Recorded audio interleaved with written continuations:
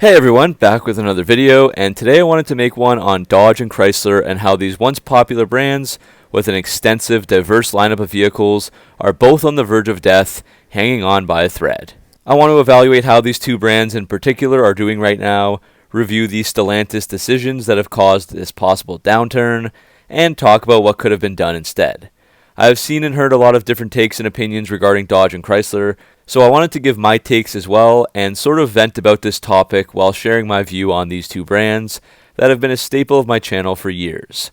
I'll go over the video as follows in this outline, first looking at how Dodge and Chrysler are slowing down, or failing you could say, and second focusing on the transition period and the obsession with EVs that is causing Dodge and Chrysler to go in a downward spiral. So let's begin.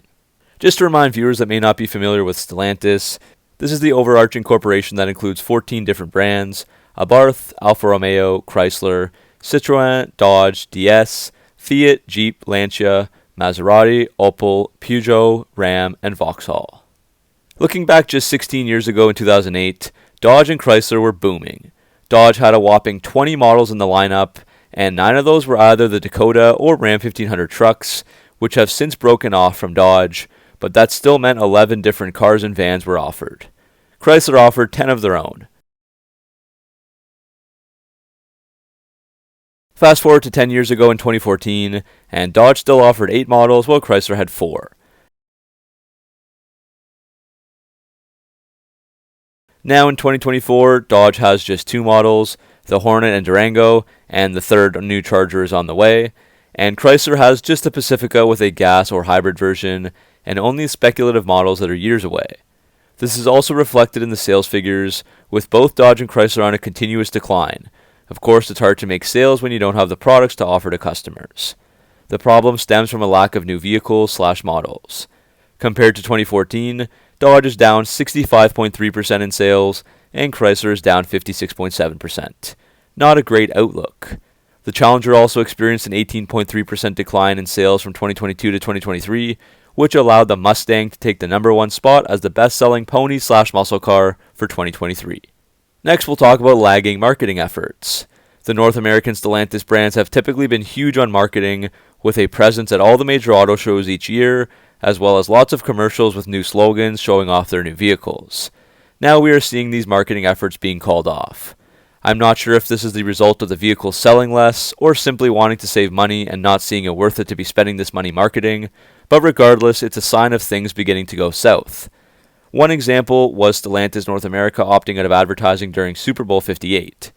This is typically a source of impactful promotion for any company, as 123.4 million viewers watched this past Super Bowl in the US alone, with another 62.5 million people watching internationally. Stellantis has given a statement on this decision, stemming from the new U.S. automotive market, with dealer markups, inflation, higher interest rates, and a transition from ICE to EVs, along with attempting to streamline their marketing. Earlier this year, Stellantis also formally announced its withdrawal from the North American auto show circuit.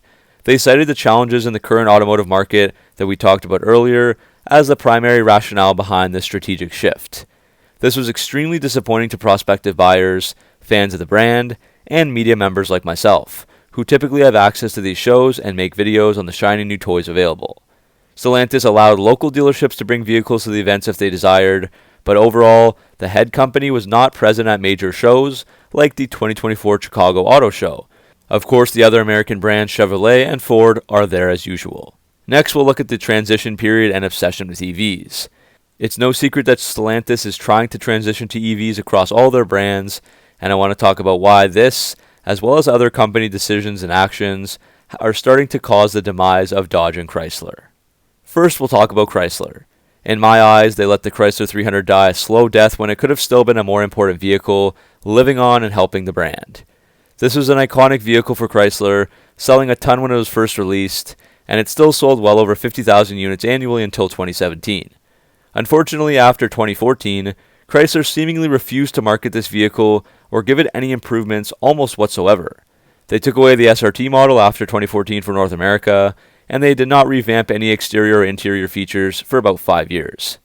The Charger and Challenger were still on the same old LX-based platform too, but they sold very well due to their fun and desirable additions.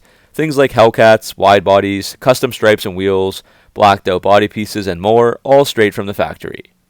If Dodge had sold the same Charger since 2014 without adding any of these improvements or marketing the vehicle, it probably would have had the same fate as the 300. Chrysler could have added more to the 300, changed the trim levels, create a stir by reintroducing an SRT model, or partnered up with a celebrity to promote the vehicle. And of course, when Chrysler finally brought back the 6.4-liter motor to the 300, with the last call 2023 300C, all 2,200 units sold out within one day, showing that some signs of improvement for this car would have made a difference. Aside from the 300, Chrysler hasn't released any other vehicle since the Pacifica minivan in 2017. Now that's a pretty solid and popular vehicle, but what brand thrives with just one vehicle now that the 300 has been discontinued? If the 300 had kept its popularity, Chrysler could have at least reintroduced it as an EV, like they're doing with the Dodge Charger. The Chrysler brand has said they plan to have an all-electric lineup by 2028, as Stellantis is investing over $33 billion through 2025 on electrifying all the brand's lineups. And this has really hurt Chrysler, as it's left them in hibernation for almost a decade as they wait for new technology and vehicles to be created. Who else does this? They're lucky to still be alive at all, and they should have released something in these 7+ years since the Pacifica. They tried to buy time by releasing 4 different concepts: the 2017 Portal, the 2021 Airflow, the 2022 Airflow Graphite, and the 2024 Halcyon. While these were all really cool, they are effectively useless. Chrysler has kept promising they'll start launching their EVs in 2025. I'm not sure if that timeline is still accurate, but the new car won't even be like these concepts, or have many of the same features, or even have the same name, so they're just showcasing designs and technologies that may never be used. There hasn't been any concrete word for when the new Chrysler vehicles are going to be released, so the waiting game continues for this brand. And waiting in the automotive industry could mean a slow death. Next, we have Dodge. They made a huge statement by canceling the current-gen Dodge Charger and Challenger and taking the Hemi V8 engines away with them. The 2023 muscle cars were the last chance to buy the 5.7-liter, 6.4-liter, and 6.2-liter Hellcat supercharged engines in the cars, replaced by the new twin-turbo Hurricane engine in EVs, and the Ram 1500 and Dodge Durango are soon following in those footsteps. The reasoning is that Stellantis CEO Carlos Tavares wanted to stop purchasing emissions credits. For years, Stellantis, and formerly FCA, had to rely on buying emissions credits from Tesla to meet regulatory standards and avoid hefty fines. The other alternative was to simply pay a large fine per vehicle, which could be over $10,000 per Hemi-powered car. Tavares simply said, quote, "Stellantis will no longer buy a single credit," end quote, which effectively forces Dodge and all the other Stellantis brands to transition to EVs. And former Dodge and Ram CEO Tim Kuniskis also echoed these statements.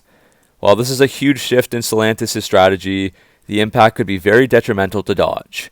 It directly affects the enthusiasts of the brand, but those enthusiasts are the ones buying Dodge products and pouring money into the company. Dodge has built their whole brand identity basically on this L-car platform, with loud and powerful internal combustion engines, and now that's all gone. The new EV and Hurricane-powered Chargers must be a success, or else Dodge will join the downward spiral that has already ran through Chrysler, Alfa Romeo, Maserati, and Fiat, just to name a few. I believe this pivot to EVs and even the inline-six turbo from Dodge is being forced upon customers too soon.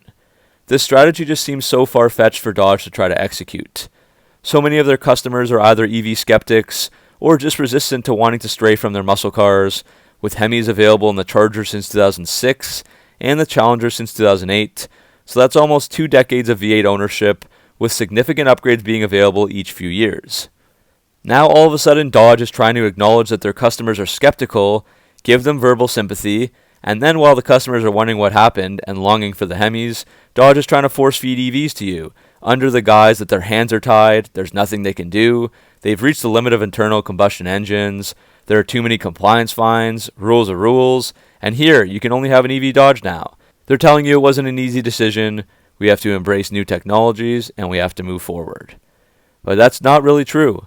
The real kick in the balls comes from the competitors, where Ford opted to continue V8 production in the 2025 Mustang GT, Dark Horse, and GTD models, including with a 6-speed manual, as they know there's demand for it from their target market. And even another company like General Motors is investing $918 million into a new V8, and they're reevaluating their EV strategy. Shifting back to Dodge, let's look at the Hellcat Red-Eye for a second.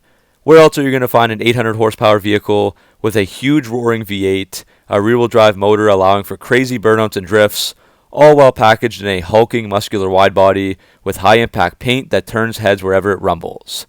All of these reasons to varying degrees are why folks want to buy a Dodge muscle car. Oh, but an EV is faster. Well, many cars out there are faster than a Dodge at every engine level that they offer. There are vehicles like a Tesla Model S Plaid that have been available for years, yet Dodge brand enthusiasts still buy a Dodge because it's a Dodge. A revving gas engine with a Hemi V8 that provides a thrill to the masses for relatively cheap, providing excitement, performance, all with an iconic muscle car design from the 1970s. The media may be forcing EVs down everyone's throat, claiming that everyone and their mother loves them, but at least in America, a recent KPMG study found that Americans still prefer gas-powered cars over the rest if the price and features are the exact same. Only 20% of the responders would choose an EV over a gasoline-powered vehicle or even a hybrid EV. Dodge should consider that if only their loyal brand customers past and present were asked, this number would be even more skewed towards gas-powered cars. Yet Dodge persists and carries on with these EVs. So Dodge is really putting all their eggs in this Daytona Charger, and if the slightly quicker acceleration, lower top speed, and artificial sound fails them, or if the price becomes too high and unaffordable compared to the L-body cars, this brand is going to be screwed. So those are my thoughts on this electric future transition period for Chrysler and Dodge that is new to all of us. Thanks for listening to all my comments. Let me know what you think of it in the comment section below. Do you agree? Do you disagree? Do you think Dodge and Chrysler are doomed for failure? Do you think they can turn it around? I'm interested to hear your thoughts. Anyways, that's it for this video. Thanks for watching. Make sure to like and subscribe for all your Mopar content, and I'll see you in the next video.